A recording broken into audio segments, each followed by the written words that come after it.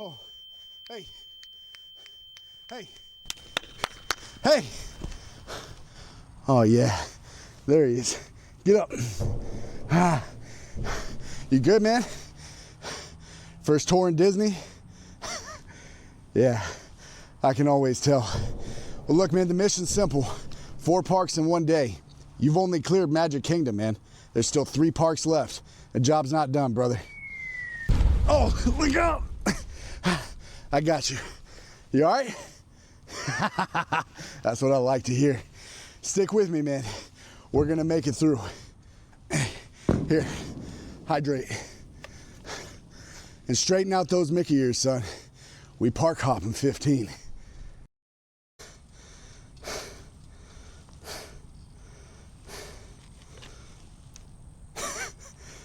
It's not that serious.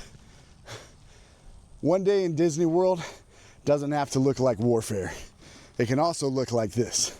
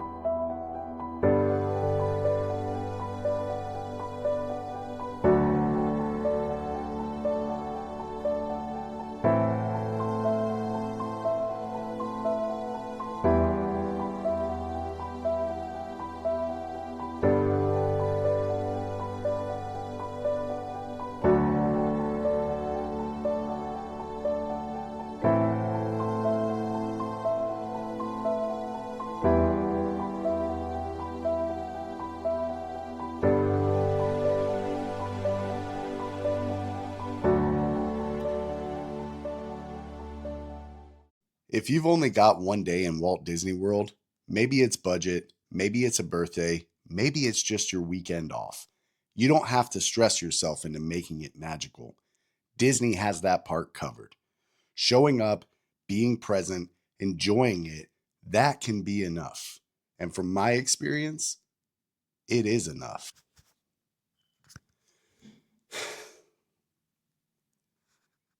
You know, I used to think if I had one day in Walt Disney World and I didn't hit everything, that I failed.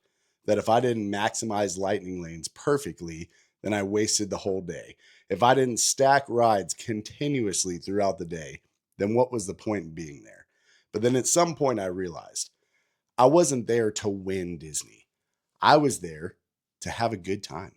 So if you've got one day in the park, imagine what you want that to feel like, not what YouTube says it should look like. If we're on the same wavelength, you're probably thinking food, rides, laughter, fireworks. Yes, dude, that's the point. If you're on the wavelength of running around like you're dragging your whole party through a gymnastics meet, relax, take a breath, and let's run this calmly. If by the end of this video you decide that this isn't your style, cool. But I hope you still walk away thinking, I can do this. We recently decided to do one day in Walt Disney World, all 4 parks. No dining reservation, no master spreadsheet, no pressure. The only thing I ever armed myself with, Lightning Lane Multipass and Single Pass. That's it. We started at Hollywood Studios, and even without a plan, things weren't going perfectly. It was a record busy day. The Lightning Lane for Rise of the Resistance was way too late for our schedule. So we improvised. We rope dropped it, and it worked. This ride is a must-do for me as a Star Wars fan, and being in Galaxy's Edge was where I wanted to start my day. Breakfast in Galaxy's Edge, Millennium Falcon in the background, slow, easy morning. Next, we had a lightning lane for Mickey and Minnie's Runaway Railway, but it went down. So we got a redemption lightning lane in its place. We could use this for any ride in all 4 parks with no time slot. Just show up, check into the lightning lane, on to the next. Old me would have been frustrated that this wasn't working out. This time, it felt like the day was adjusting itself. Then we walked to Toy Story Land to check on Slinky. Slinky Dog Dash was over an hour, so we passed, but nothing felt ruined. Then I was able to grab Guardians at noon, and that decided our next move. EPCOT it is. No stress, the plan was forming itself. We got to ride Spaceship Earth. This is something we skipped before. Other rides in Epcot seem to overshadow this to where all the Disney trips we've taken, we hadn't ridden this one. And it fit this day. Then we had our lightning lane for Guardians. We loved this ride and we were wondering what song we'd get. We got September, a song we hadn't gotten before. This made it feel like a brand new experience. We weren't forcing the magic, it just showed up. Walking around Epcot and actually taking in the views without running from ride to ride was also a brand new experience. And what a beautiful park this really is. Next park, we took a bus to Animal Kingdom. My wife wanted to do the Zootopia show. Not Flight of Passage in Pandora, none of the headliners, something different. And upon arriving at Animal Kingdom, we were greeted outside by Chip and Dale. And then heading into the gates, we were greeted by some kind of walking forest spirit. And let me tell you, she captivated me and my wife. We were both so excited to see her, and we had never seen her before on any of our previous trips. Then walking around Animal Kingdom, Pocahontas was doing a meet and greet. My wife got to get a special birthday shout out to her best friend and got to meet Pocahontas. None of this was optimized. This wasn't scheduled. This just happened. Then we got to the Zootopia show, which to my surprise, it actually had a pretty long wait. So we used our Redemption Lightning Lane. In and out. Fully enjoyed it. We laughed, we screamed, we felt like kids. Then we get to Expedition Everest. This ride was exactly the thrill that we needed in Animal Kingdom. And we love this ride. I love the Yeti. That's my guy. After Everest, we mobile ordered way too much food. We were starving and we felt like we could eat enough for a family of 4. We fully enjoyed our meal. This trip had been no stress.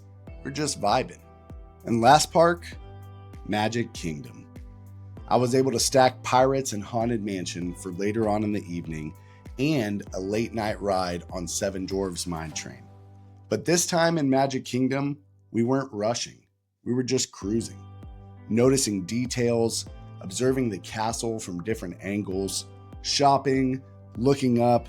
It was a nice change of pace instead of trying to run around everywhere and get everything done. This was just soaking up Disney, letting the magic happen naturally. Then it was on to Pirates, a ride that I love. And you know that smell as soon as you walk in. You smell the Pirates water. This is a Disney vacation for me. Whether it's 1 day or 3 days, riding Pirates can make all the difference for me. When it came time for fireworks, the Castle Hub was fully packed. Like I said, it was a record busy day. Old me would have forced it, crammed my way in there somewhere. Instead, we slid to the left side of the castle.